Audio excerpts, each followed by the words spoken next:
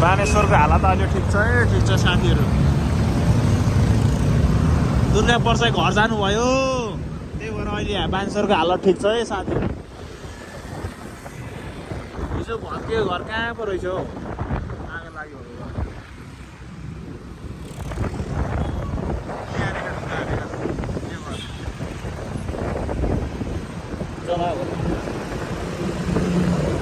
चलेको घर पनि त्यो त होइन।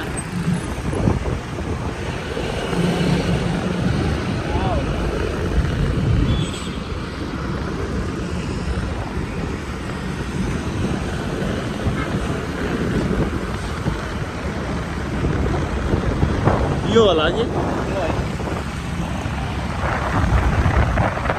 छेकिरहेछ, यहाँ पनि ढुङ्गा पुऱ्याउनु पर्छ।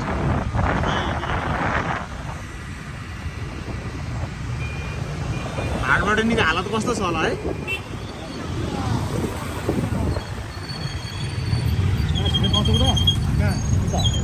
उता पाउँछ।